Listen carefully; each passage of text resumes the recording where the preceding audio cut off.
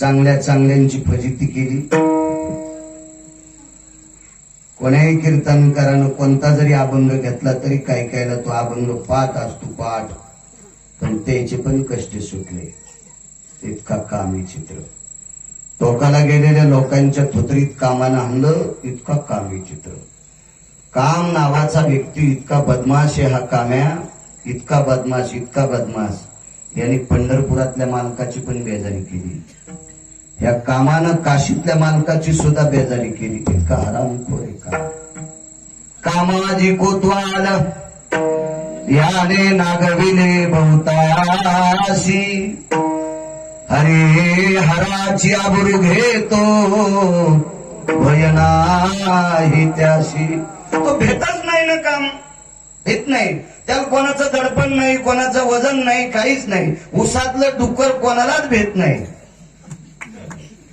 तसे कामानं ग्रासलेली हलकट माणसं बापाचा विचार करत नाहीत, बायकोचा विचार करत नाहीत, माईचा विचार करत नाहीत, समाजाचा विचार करत नाहीत, सोयऱ्या धायऱ्याचा विचार करत नाहीत. ते हलकट असतं. डुक्कर तर पशु आहे. पशु काय पाप पुण्य जाणीती, उत्तम मध्यम भोग भोगीती. जनावर हे जाणून बुजून पशु आहे, त्याला काय पाप पुण्य कळत नसतं. पण पाप पुण्याचा भाग ज्याला कळतो ती कामाच्या आहारी गेलेली हलकट माणसं फार विचित्र. काम एवढा विचित्र आहे. पंढरपुरातल्या मालकाला बेजार केलं कामाने. पंढरपुरातल्या मालकाला एका व्यक्तीला मारायचं होतं आणि बऱ्याच व्यक्ती पत्नीच्या पुण्यावर जगत असतात. भारतीय संस्कृतीचं ते प्रीत आहे, पुराणाचा दिलासा आहे. ज्यांच्या ज्यांच्या जीवनात पत्नी सात्विक भेटली त्या हलकटांचा संसार सुद्धा कडीला गोड जातो. कधी कधी काय होतं माहितीये का, पुरुष हा किती जरी सदाचारी असला त्याच्या जीवनात जर पत्नी हलकट भेटली तर त्याचं जीवन कधीच मातीत जाऊ शकते. पण चुकून एखाद्या पुरुषानं चुकीची कामं केली आणि त्याची पत्नी सात्विक जर सदाचारी असेल तर त्याचं फुटकी नाव सुद्धा कडेला जाती. ही भारतीय संस्कृतीची प्रणाली आहे. रावणानं 19 चुका केल्या.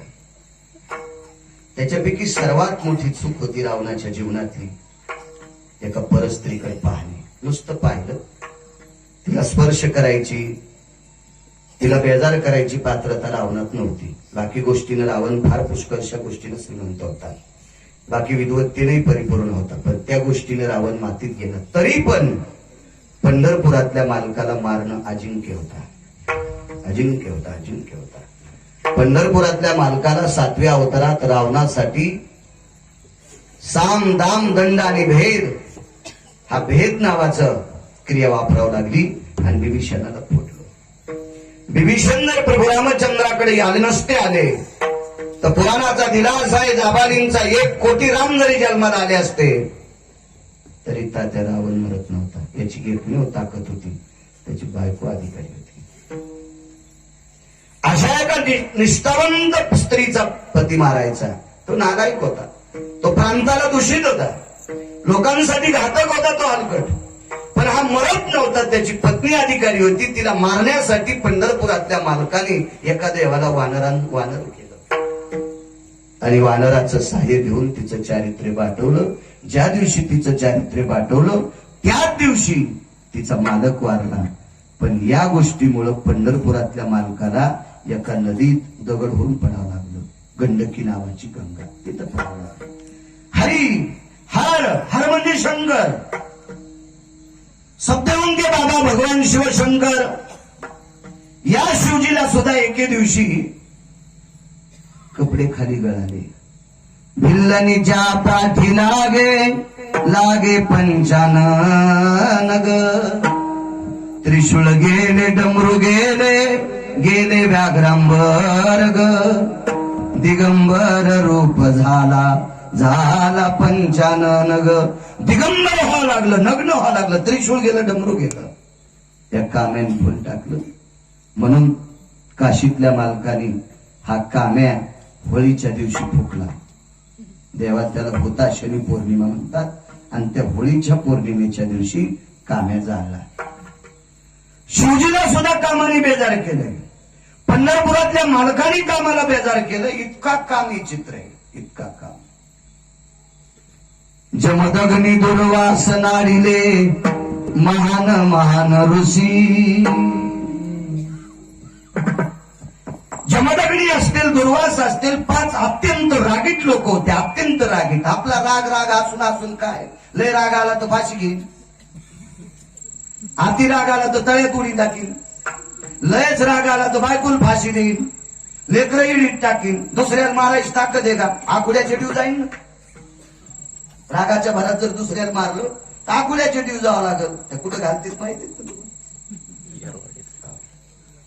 नाही जमतायत राग, ह्याच्या पलीकडे काय राग आहे. पण एका साधूला राग आल्याच्या नंतर सूर्य जाळायची ताकद आहे. तेजो भास्करो कांती दिवा करो जायते कोपज्जायते अग्नियाम भास्करो दग्धस्तुताय. अत्यंत रागी जमदग्नी दुर्वास. दुर्वासा भय छंद परा निमग्र तुझन भय जायन्ते कृष्णेर दुर्वास तो जाय भक्त भयाति भास्कर भयो तेजो कांति भय सकल दिया दिवाकरा भय छिन्न भयो दिवाकरा भय छिन्न भयो दिवाकरा भय. त्यालाही संपायची ताकद होती सूर्याला. इतके दुर्वास रागीत, इतके जमदग्नी रागीत. जमदग्नी तर इतके रागीत होते, बाई आंघोळीला गेल्या आणि आंघोळ करून पाणी आणायच्या पदरात मालकाचा पाय धुवाला. त्या दिवसपासून पाणी आलं नाही. काही नाही, माशाचा संसार पाहिला. माशाचा त्या आंघोळीला गेलत्या, मुद्दाम थोड्याच गेलत्या बघा. मीन मीनाशी किरडत जेलवंबित सोय पाता दृष्टिक्षय पाप उद्भवले. आणि सहज आंघोळ करता करता तितकं पाहिलं पाप उद्भवलं आणि वटीत पाणी यायचं बंद झालं. म्हाताऱ्याने विचारलंय पाणी कस काय येत नाही ग वटीत? काय नाही, माशाचा संसार पाहिला. म्हणजे एका मुलाला सांगितलंय कापून टाकीचं डोकं, आणि कापलं त्या पोराने. परशुरामाने डोकं कापलं. इतकी रागीट. आणि एवढ्या रागीट माणसाला सुद्धा कामान बेजार केलं. इतका काम आहे चित्र. आणि हा काम ज्यानं जिंकला का तो नराच्या यादीत आहे. एक जण म्हणला पुरुषार्थी माणूस असला की नराच्या यादीत. डोंगर फोडी तो काय नालाय का? काय पुरुषार्थ आहे तो? एक जण म्हणला जास्त लग्न केल्यावर नराच्या यादीत. चित्रकेतूचा नंबर पाहायला लागला असता, त्याला 1 कोटी बायका होत्या तरी नराच्या यादीत नाही. रावणाला 80,000 होत्या तरी नराच्या यादीत नाही. 1800 पत्न्या गोपीचंदला होत्या तरी नराच्या यादीत नाही. 1200 पत्न्या जनकाला होत्या तरी नराच्या यादीत नाही. 703 पत्न्या पंढरपुरातल्या मालकाच्या वडिलाला होत्या दशरथ राजाला तरी नराच्या यादीत नाही. 4 2 करून सोडून देणारे हे सुंगळे नराच्या यादीत येतील काय लायकी या पानचटाईची नराच्या यादीत येण्याची?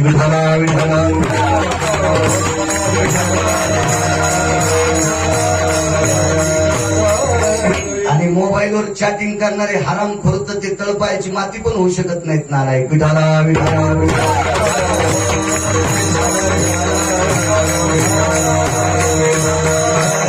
नवनावाची पदवी जिंकण्यासाठी काम जिंकणं अत्यंत अवघड आहे. काम लय अवघड आहे. काही गोष्टी जिंकता येतात. नदीत पाणी आलं पलीकडे जायचं होते का महात्म्याला. काम किती अवघड आहे सांगतो. तत्पूर्वी कधी विसरत असते मदत लोक उठल्याने. मोठ्या श्रद्धेने मोठ्या अट्टहासाने चालत असलेला अखंड हरिनाम सप्ताह 17वं वर्ष आहे. व्यक्त होऊन गेलं तुमचं. पवित्र डोंगराच्या पायथ्याला माळाच्या गळ्याला बसलेलं एक तेजस्वी सुंदरसं गाव. गावात जेवढ्या आडनावाची माणसं असतील तेवढ्यांना धन्यवाद, प्रणाम. मोठ्या श्रद्धेने या महाराष्ट्राच्या मातीत ज्ञानोबाराय तुकोबारायचा नामघोष करणारी मोठी मोठी विद्वान वक्ते, अधिकारी वक्ते तुम्ही मोठ्या अट्टहासाने सायासानं तुमच्या नगरीत बोलवता.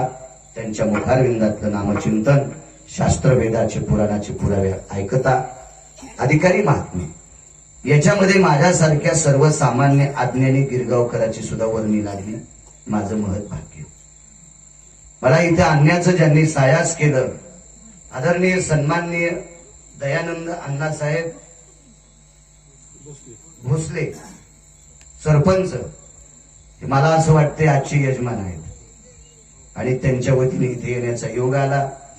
आदरणीय गानसम्राट, गायन क्षेत्रातलं तज्ञ रत्न, या परिसरातलं वारकरी संप्रदायातलं वयोवृद्ध तज्ञ रत्न आदरणीय काशीत नाना काल जाता जाता मोटरसायकलून खाली ते पडले. त्याच्या इथे थोडासा मार लागला. रात्री 1-1:30 वाजता म्हणे ते दवाखान्यातही जाऊन आले. दुपारी माझा फोन झाला, मी नाशिकच्या खाली होतो, म्हणजे मला येणं शक्य नाही, बसूनही येता येणार नाही, दुखापत झालेली. तारखेच्या संदर्भात ते संपर्क करत होती. अजून 1-2 कोणी तरुण मंडळ असतील, मला नाव माहित नाही, त्यांना सुद्धा प्रणाम करतो. मृदंगाचार्य महाराज छत्रगुरु महाराज असतील, गायनाचार्य पांगरीकर असतील, हरिभक्ती परायणाचे दत्ता महाराज असतील, बालूचे महाराज असतील, आदी करून सर्वांचे नाव माहित नाही. मस्तक माझा पायावरी वारकरी संतांच्या साऊंड सिस्टीममध्ये सुद्धा चांगले आवाज देते. देव तुमचं सुद्धा चांगलं करू. विठाला विठाला.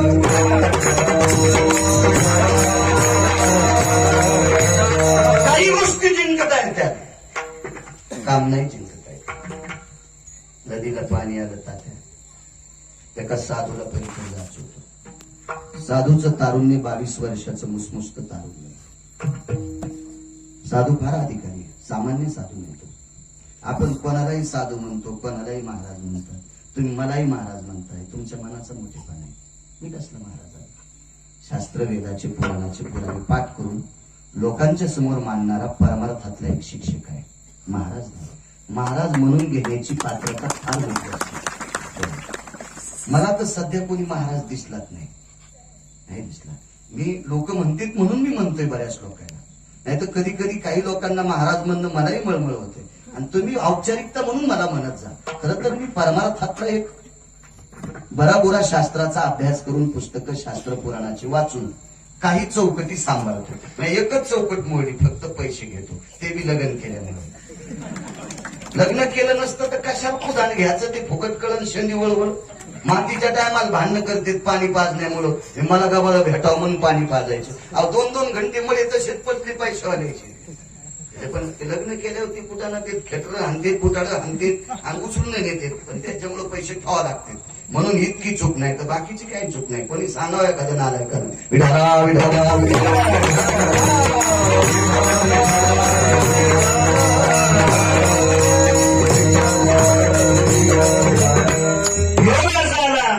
पलीकडे जायचं होतं. 22 वर्षाचं तारुण्य, पुष्पुष्प तारुण्य, अत्यंत टवटवीत. विद्वानही ते अधिकारी आहे. किती विद्वान तुम्हाला पुढे कळलं.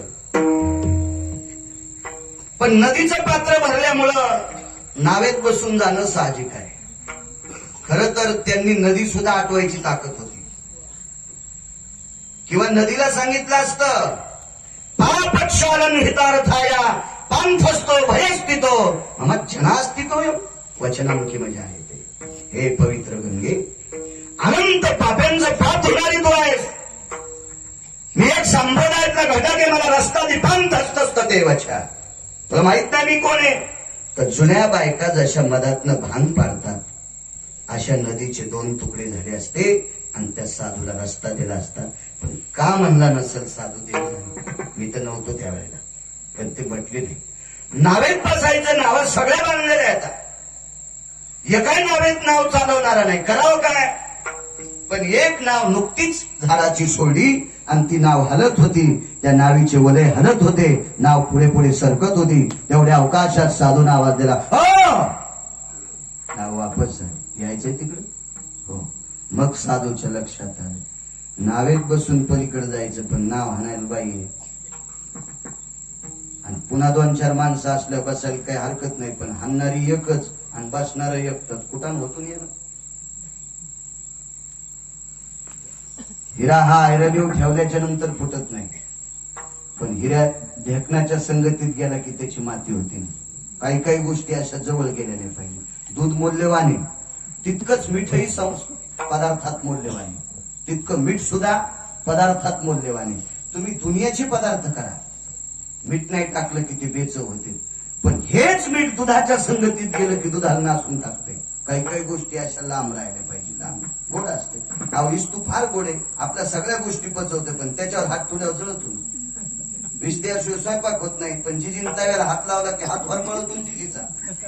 कशाने खाईन जिजी भाकरी? काही गोष्टी असतात घटक आपल्याकडे, पण ते दूर ठेवायचे असते. बाबा सर्प विश्वाच्या मालकानं निर्माण केला, पण वंदावे दुरून शिवणे. तुका म्हणे सर्प इंचू नारायण वंदावे दुरून शिवणे. प्राणी मात्रावर दया करायची. एक जण सरप घेतला आणि बगला धरला. दसलं ते दसल्यात निमित्त झालं. दुपारच्या नेलं ते त्यात सर्प येते. एक जणांनी इंचू हातात घेतला, हाणला त्यानं दणका. गुदगुल्या केल्याबरोबर 12 तास शेळेवाणी करीत होतो. वानरानं हात झटकेल्यावानी. काही काही गोष्टी दूर ठेवायच्या असतात, दूर ठेवायच्या असतात. असो, आता आपण एक कीटकनाशक फवारतो कापसावर सोयाबीनवर. हे आपल्या फायद्याचं आहे की नाही? कापसावर फवारल्यावर आळ्या मरत्यात, सोयाबीनवर फवारल्यावर आवाळे मरत्यात. पण ते आपण पेल्यावर कसं शक्य? काही गोष्टी दूर ठेवायच्या असतात. स्त्री ही जात आपल्यातली घटक आहे. स्त्री आपल्यातली घटक आहे. पण जिच्या सोबत ब्राह्मणाच्या साक्षीने पाणी ग्रहण केलं, तिच्या व्यतिरिक्त जगातली कुठलीही स्त्री असू द्या, तिला जगदंबा म्हणून प्रणाम करावा. म्हणून तर एका मालकाने त्यांच्या बाबतीत 19 अभंगाच्या बाबतीत पुरावे दिले. नको नको स्त्रियाचा, नको नको स्त्रियाचा, रिकामी जागा रिकामी जागा करीती आघात पुरुषाशी. म्हटलं घरी गेल्या म्हणायचं आपण विठाला विठाला विठाला. आपण म्हणलं ना, आपण म्हणलं जाता बा, कधी कधी विश्व आपल्या अंगावर पडतो. पण काही गोष्टी आपण म्हणायच्या नाही. विठाला विठाला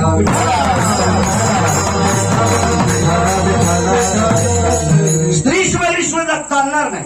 या विश्वातली स्त्री एक घटक, या विश्वातलं सर्वात मोठं जडवट रत्न आहे. पण त्या स्त्रीला माय म्हणून प्रणाम करायचा, तर आपण मोठे होऊ शकतो. कोण्याही क्षेत्रात ज्याला मोठं व्हायचं, राजकीय क्षेत्र असेल, आध्यात्मिक क्षेत्र असेल, व्यापार क्षेत्र असेल, शैक्षणिक क्षेत्र असेल, जगातलं कुठलंही क्षेत्र असू दे, आपली पत्नी सोडून जो परत स्त्रीला आई म्हणेल, तो जगातला 1 नंबरचा साधू. या साधूने विचार केला, आपण फसायचं कसं? एकांतात गेल्याच्या नंतर काही गोष्टी घडतात. तुम्ही अजून लक्षात घ्या, आम्ल पदार्थाची आणि दुधाची संगती झाली की दही तयार होत असते. आणि आम्लाची दुधाची संगती नाही झाली तर दुधाचे खवडे तयार होत असतात. दुधाचं दही कधीच होत नाही. आणि खवडे किती बाऱ्या दही लावा, त्याचं लोणी निघत नाही. दुधाच्या पासून लोणी होण्यासाठी आम्लाची संगती लागतीच लागतीच लागतीच, हा निर्णय. आणि म्हणून दुधाला हे करायचं नसेल तर आम्लापासून लांब राहा, खवडे होऊन मरून जावा, पण त्याच्यापासून लांब. हा शास्त्राचा सिद्धांत आहे. आणि म्हणून महाराजांनी विचार केला कसं बसावं, पण पलीकडे जायचंय. बसले महाराज, मन घट्ट केलं. चला आपलं मन चांगलंय. मन गया तो जाने दो, मत जाने दो शरीर, ना खिची कमान तो कहा लगेगा तीर. मला वाटायला पुढच्या फुका, पण नाही बंदुकीची गोष्टी. बटन दाबल्या कसा पुढचा मरण. साधूला वाटलं जाऊ द्या, मनात काम आला तरी दाबून फाचा. जबतच नाही काम या. वरणाला उतू आला आणि खालून जळावं लागला. वरण उतू जातं तसा काम याला चित्र आराम पोरे ते उतूच जातो. बसा बसा बसा बसा इतकं काम त्यानं चांगल्या चांगल्याला वाहून गेलं काम आहे. इतकं नालायक काम आहे. असो, महाराज बसले. काम्या नावाचा माणूस नाही. कोण तुम्ही पुन्हा याचा प्रयास करता. बसले महाराज. नावेच्या अर्ध्या नदीच्या पात्रात नाव गेली. काम किती चित्र बघा. पात्रात नाव गेल्याच्या नंतर महाराजाला तिचं रूप पाहिल्याच्या नंतर नाही नाव कामाला लागला. किती मोठा महाराज पुढे कर. आणि पारणीरोर भयजा आदिती स्थिती पुराण सांगते. पारणी म्हणजे हात, हाताला स्पर्श केला. फार दिशेबाईनं हात झटकला. ते म्हणलं काय ओन वो करायली दोघंच ना आपण. इथं कोण तुला पाहलंय, मला कोण पाहलंय, काय वो कराय, लग्न तर करावंच लागलं तुला. मग मायासारखा चांगला महाराज भेटला. कुठं फुटाने ऐकणारा संघ लग्न करायचं. फुटाने खाणारा संघ, ऐकणारा संघ नाही. फुटाने खाऊन खाते माहिती ना तुम्हाला. कुठं हरपून येणारा सोबत काय लग्न करते. माझ्यासारखा साधू भेटलाय. त्या बाईने विचार केला, चला माझ्या धरणाऱ्याच्या सोबत आपण राहिलो, त्यानं आपलं संगोपन केलं. पण एक साधू आपल्याला पती भेटलाय, लगेच लग्न. हा जर तुमच्यासारखा देव होता. तदेव लग्नं सुदिनं तदेव ताराबलं चंद्रबलं तदेव दैवबलं तदेव लाभस्तेषां जयस्तेषां कुतस्तेषां पराजया. लगेच लग्न लागलं. लग्न लागल्याच्या नंतर आता रष्टी झाली ना. आता काय भीती नाही कोणाची. मम भार्यार्धांगियो ततो पुनितायां सर्वः देहासंगेषु क्रियाणां तत्वान् अधिकार भयस्वं नैवं तंबाखू खाणारे लिखितम. तंबाखू सोडणारे थोडंच लिखलेले देते. आता माझा काम उचंबळलेला आहे.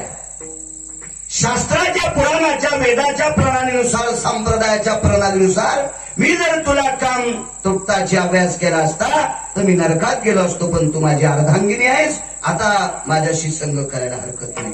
बाई किती हुशार पहा. मगाशी बोलून गेलो, ज्याच्या जीवनात पत्नी साथीर भेटली त्याला वनवासात पण स्वर्ग आहे, गरिबीत पण स्वर्ग आहे. आणि ज्याच्या जीवनात बायको कर्कशा भेटली सोन्याच्या बंगल्यात पण मसन वाट आहे. याला मी काय वाटलं हेच महत्वाचं आहे. सात्विक बाई किती हुशार. तिनं काय सांगितलं, भास करो दिवा करो एक प्रकाश भयो संग्राम कामिनी पुरुषात भयतोषिता. जोपर्यंत सूर्याचा प्रकाश पृथ्वी तलावर आहे तोपर्यंत पतीनं पत्नीशी संग करायचा नाही, असं ज्ञान माशा धरणाऱ्यानं संस्कार केलेल्या पोरीला ज्ञान होतं. दत्ता बघ, पोरी ज्ञान होतं. नाही जमत म्हणजे देवाशी काय मथार रगील होतं, ते मथार नव्हतं. ते 22 वर्षाचा नवरदेव इतका हुशार. तुला त्या सूर्याचा प्रकाश अडचण करतो का? चुटकी वाजल्याबरोबर त्याला सांगितलं, जाय ना, कशाला आम्हाला ताण द्यायला, सूर्याला काऊन ताण द्यायला, जाय ना. चुटकी वाजल्याबरोबर त्यानं उडी टाकली. 2:30 वाजता अंधार पडला. दुपार 2:30 वाजता अंधार. गोळा नाही सांगतोय नाही, वाचून सांगतोय. तुम्हाला पटत नसेल तर ज्यानं लिहिलंय त्याची सोय पहा. हे काय आमच्या भावकीतल्या माणसांनी तोच लिहिलं. न पटणारे 2-4% बरेच डुकरं असतील. आता त्याच्या कौरक नादी लागावं आणि डुकराच्या नादी लागलं नाही पाहिजे, फजिती होत असते.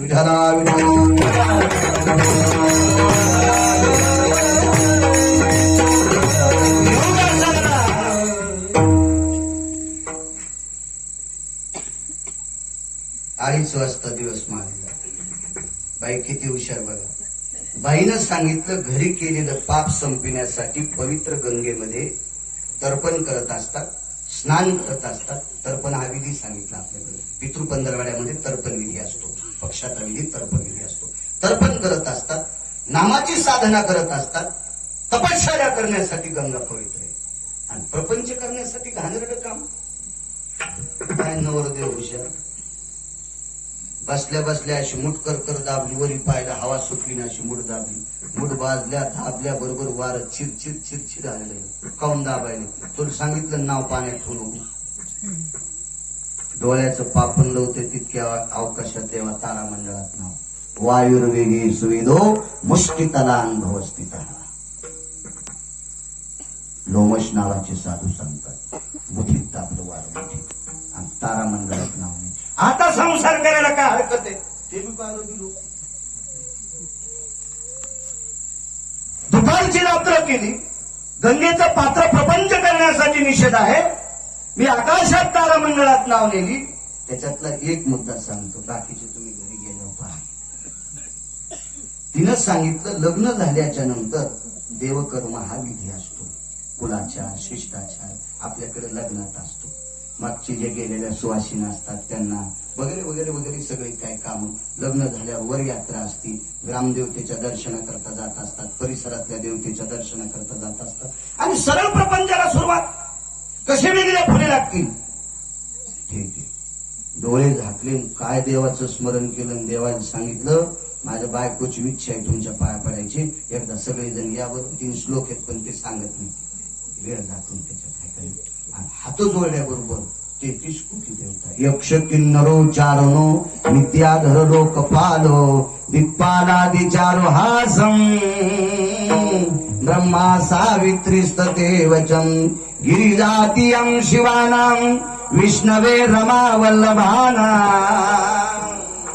कुबेरादि सर्वस्थितां सिद्धि विनायकांति भवो शची पुरंदरायां जयंत जयंतीनां नाम्ने सुधारधायसं देवां प्राकट्ययां तला तला भवयति प्रकटयो तला भया भय जायन्ते स्वर्गाधीयत पात स्थिता जम्बुदीपा भय सुरे स्थिता शोभलदीप भय जायन्ते कौशदीपा भय जायन्ते शाल्वदीपा भय जायन्ते.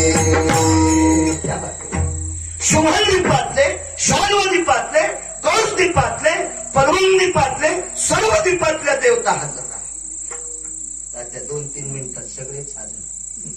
नवरदेवानं सांगितलं पड सगळ्याच्या पाय.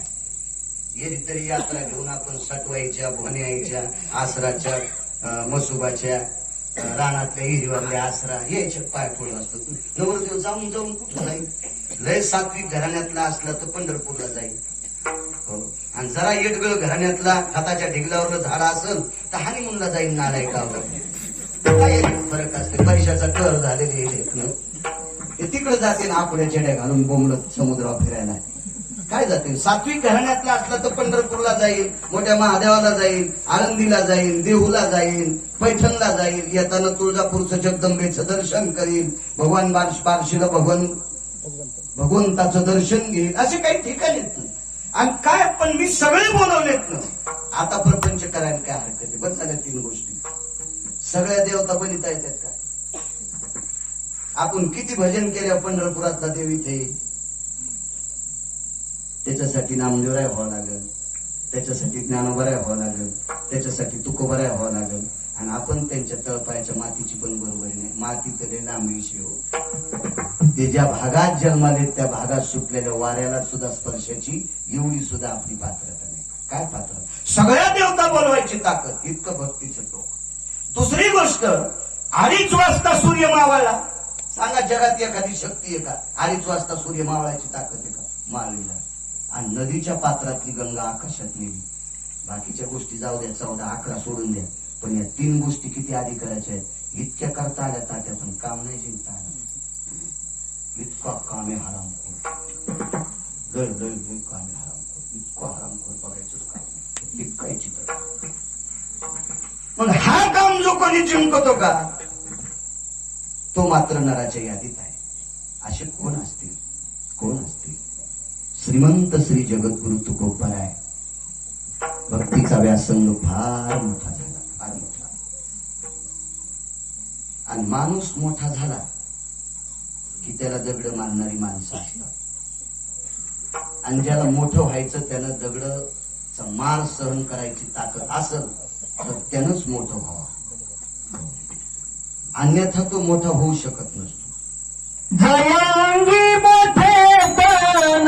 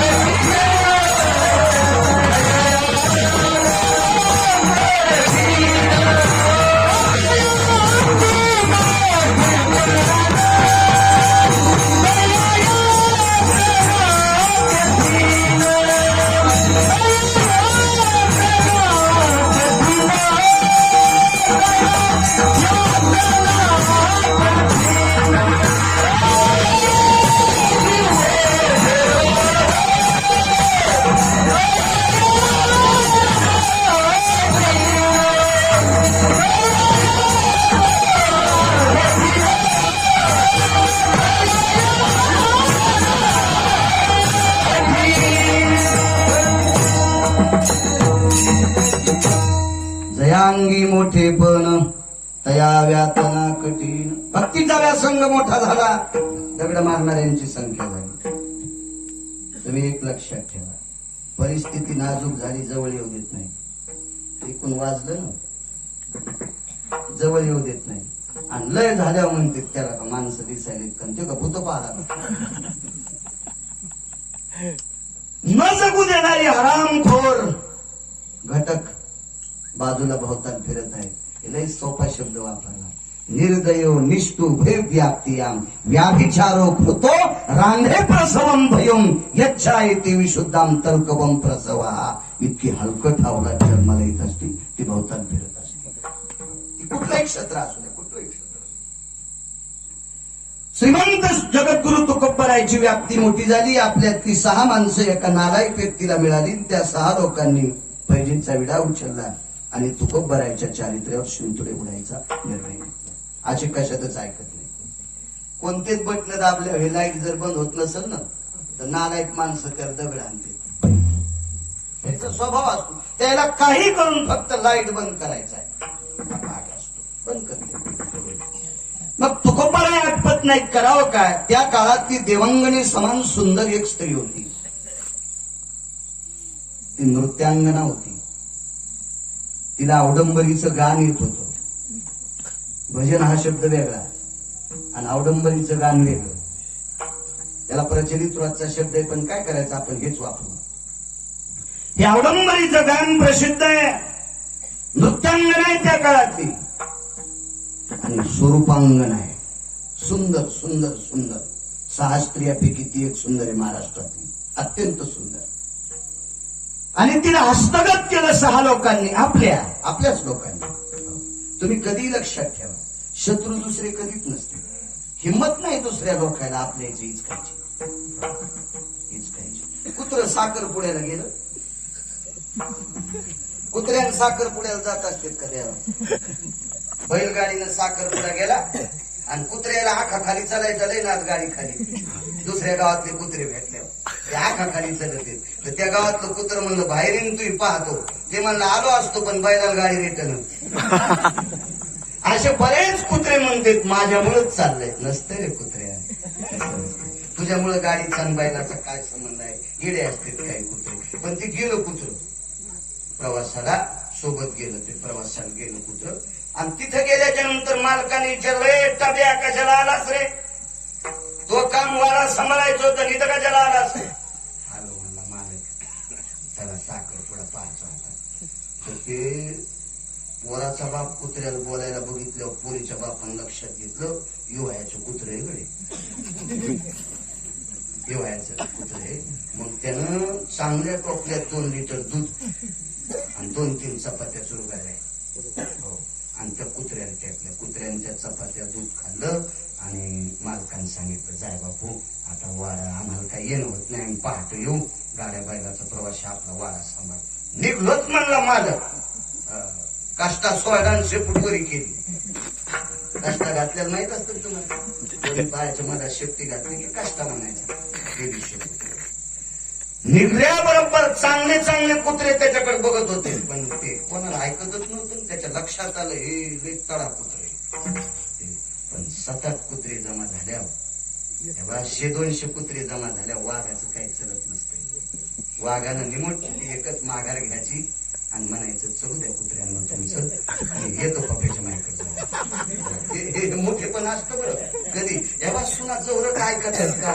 चौरक सासून कानं उष्टले पाहिजे. सासून 72च्या दुष्काळात यायच्यासाठी मिलू आंबाड्या बरबडे खाऊन जमीन कमी दिली. पण ह्या काल टिकल्या लावणार नाही. ऊस तासाच्या आल्या जरा अशा तर करतात ही चव्हाणी. मग ह्या सासून सांगून जरी ऐकत नाही तर सासून म्हणायचं, तुम्हाला कसं फुकायचं तुम्ही फुका, मला देत जा चहा, नाही तर मग राहिलंच किती गवऱ्या पुढे गेल्या. अशी माघार घेतल्यावर जरा बरं राहते. पण सुना उचकाना झाल्यावर जर सासून पुन्हा कानं ताणले तर संसार चौकून पेटतो जातो. बाई मोठा अवघड असतो. आणि सांगावी लिहून काय घेणार, माघार घेतली पाहिजे. शहाण्या माणसानं कधी माघार घेतली पाहिजे. हे 10-5 कुत्रे जमा झाल्या वापस जाता येणं, पुढे जाता येणं. लय तोडलं हो, लय तोडलं त्या कुत्र्यानं. गेलं बिचार, बसलं. मालकीन होती, तबे आलास? आलो. कुत्र बोलत नसते पण दृष्टांतातलं सांगायचं. 2x2ची बाज होती, त्याच्यावर गादी होती, फॅन लावलेला. अहो लय श्रीमंत आहे, पण कुत्र्याची सोय बापाची नाही. बरेच कुत्रे कुत्र्यांची सोय करतात, पण बरेच कुत्रे बापांची सोय करत नाही. असे मी महाराष्ट्रात फार कुत्रे पाहिले. हो, माझे 3700 आजच्यानं 13 गावं झाली महाराष्ट्रातली पूर्ण. मी किती कुत्रे पाहिले असतील ऐका नाही. एका गांजा ओढतो, माझ्या गोळ्या संपल्या, पाहिल्या, खूप पाहिले. त्या बाईनं सांगितलं, काय त्रास असू द्या, अंगावर टाकले, जवळ माश्या बसली म्हणून सकाळी त्याची भावकी आली. हो राम राम म्हणले, काय टबे कस काय झालं? साखरपुड्यात येडपठेस तू? कुत्र्यानं माणसाच्या साखरपुड्याला कशाला जायचं रे? नालायक असतेत माणसं. म्हणलं मुकड्या बसा. माणसाच्या साखरपुड्याला गेल्यावर दुधन पोळी खाल्ली. मग हे हाल आपल्याच सोयऱ्यानं. त्यात कोण तोडत त्या कुत्र्याला? कुत्र्यानं तोडलं. त्याची ताकद माणसं कुत्र्यात कशाला असते? आणि तुम्ही अजून मी लक्षात घ्या, हिंदू धर्माला जर धोका असेल तर आपल्याच जन्माला आल्या नालायकापासून बाकींच्या लोकांची काय मायवेली आपल्या धर्माला गारबोट लावायची. विठाला विठाला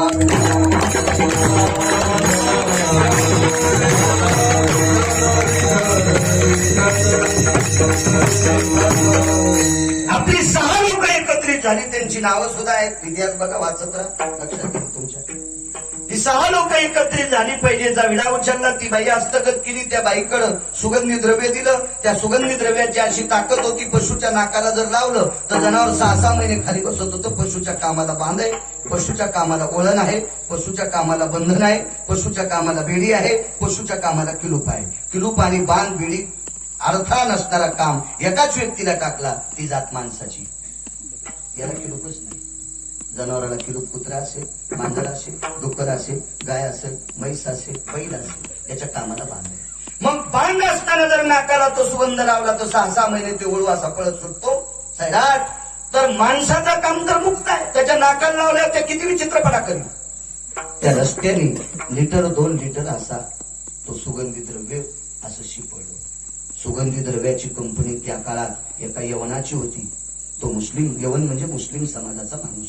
आजही त्यांच्याकडे सुगंधी द्रव्याच्या कंपन्या जास्त आहेत. अत्तरचा वापर ती माणसं जास्त करतात. एखाद्या व्यक्तीला ते आवडत असतं, त्यांचा तो भाग आहे. आणि ते सुगंधी द्रव्य विकत घेतलं. त्या माणसाला काय दोष आहे? त्याचं दुकान आहे, घेतलं आपल्या हलकाटाईनं. आणि तुकोबाराच्या रस्त्याने चालतात, त्या रस्त्याने जाता बसायला टाकला त्या सुगंधी द्रव्याचा. तुकोबारा रस्त्याने चालत असताना पंढरपुरातल्या मालकाचं भजन करू लागले, पण ग्रामदेवतेनं तो सुगंध घेतला. ग्रामदेवता म्हणजे नाग, आणि तुकोबाराने ग्रामदेवतेवर बोट ठेवलं. हे ग्रामदेवते, हा सुगंध माणसाचं जीवन मातीत घालणार आहे, माणसाचं चारित्र्य भ्रष्ट करणारा सुगंध आहे, आणि तू घेऊ नकोस. पण ती ग्रामदेवता तुकोबाराला बोलत होती. ग्रामदेवता म्हणजे नाग. नाग शक्यतो कुठे बी खुपसतो बऱ्याच लोकांचं, आणि जे कुठे बी नाग खुपशीत का त्याचे थुत्र फुटत असते. कधी शक्यतो नाक नाही खुपशिलं पाहिजे. नाकाचा विषय गणपती बाप्पाकडून घ्यायचा. गणपती बाप्पाचं फार नाक मोठं आहे, फार नाक मोठं आहे. म्हणून तर गणपती बाप्पाच्या नाकाचा असा आदर्श घ्यायचा. गणपती बाप्पानं अशा ठिकाणी नाक टेकलं की ज्याचं इचकाल्याला कारभार असताना सुद्धा स्वतःच्या आईला सोडवलं, इतकं नाक तीक्ष्ण. डोळे गणपती बाप्पाचे अत्यंत सूक्ष्म आहे, पण चांगलं बघितलं. आपले डोळे काहीही बघितले.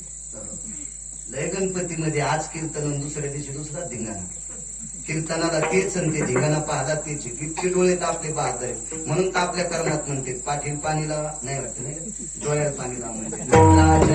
इतके डोळे हरामखोर असतात म्हणून डोळ्याला हे इंद्रिय असते शरीरावर. ती ग्रामदेवता काय म्हणे, वास घेणं नाकाचा धर्म आहे, पाहणं डोळ्याचा धर्म आहे, वाकणं कमरेचा धर्म आहे, चालणं पायाचा धर्म आहे, रचनेचा आस्वाद घेणं जिभेचा धर्म आहे, ऐकणं कानाचा धर्म आहे, पण याच्यावर कंट्रोल ठेवणं मनाचा धर्म आहे. ते तुकोबारायचं मन होतं. लगेच नाकात सांगितलं काय आवाज घ्यायचा. तुकोबारायचं मन होतं. गिरगावच्या बाळ्याच थोडंच होतं. तेच खरा असता बाळ्या ते वाज घेतल्यावर. हो, वाज घेत होत, पण काही परिणाम नाही, काहीच परिणाम. काम नाही अंगी सांगितलं काम. बाईच्या लक्षात आलं आपले प्रयत्न असफल ठरतात. आपण पहिलेचा विडा उचलला, प्रांताचा त्याग करून जावं लागेल, अन्यथा आपल्याला फाशी घ्यावं लागेल, देहत्याग करावा लागेल. बाईनं दुसरं शस्त्र वापरलं, स्वतःच्या डोक्यावरचा पदर खाली टाकला. म्हणून महाराष्ट्राच्या मातीमध्ये बाईनं शक्यतो बऱ्यापैकी अंग झाकलं पाहिजे. मी एके दिवशी कीर्तनात सांगितलं होतं याच परिसरात, या देशाची स्त्री आणि लक्ष्मी 2 गोष्टी झाकलेल्या असावा.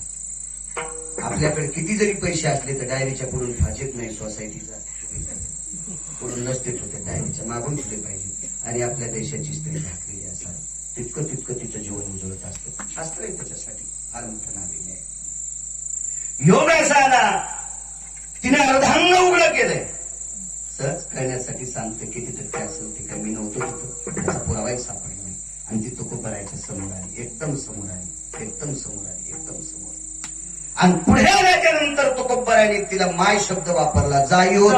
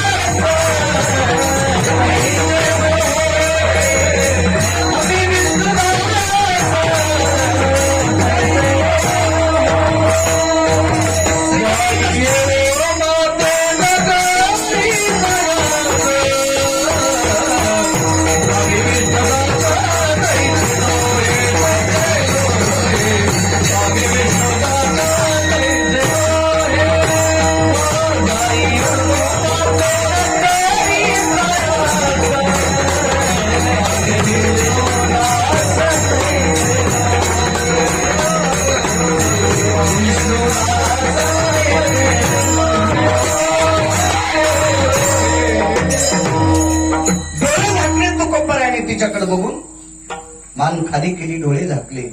जाईव तू माते न करी सायास, आम्ही विष्णुदास तैसे नो.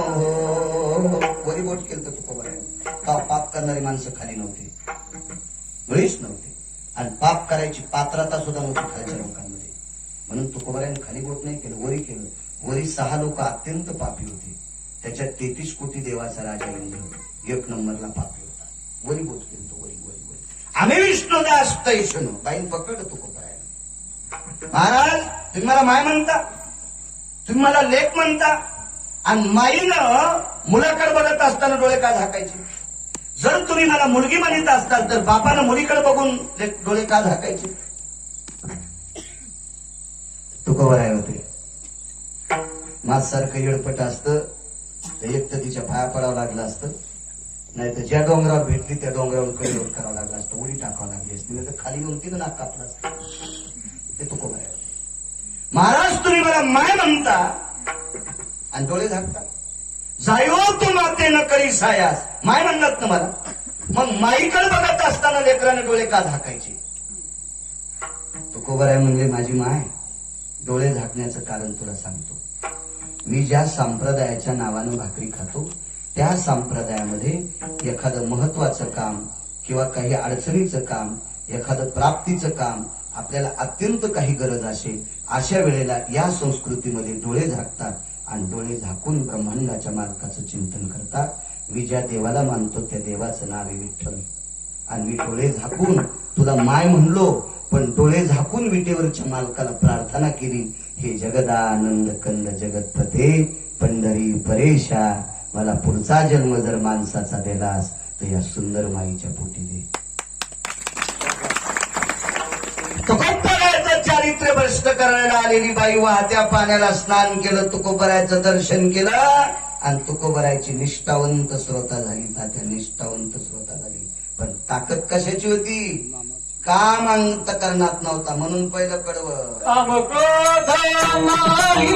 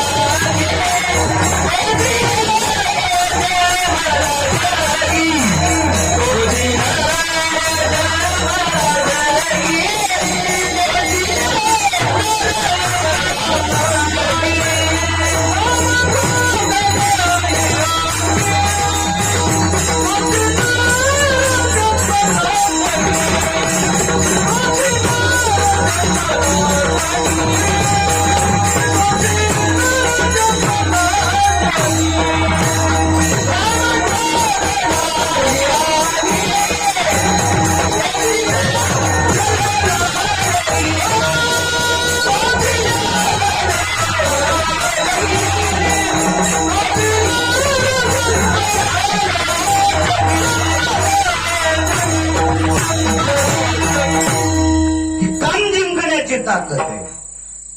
काम असा जागेवर दाबून ठेवला, म्हणून आज बिलीचा उत्सव होते. म्हणून उत्सव आहे, उत्सव.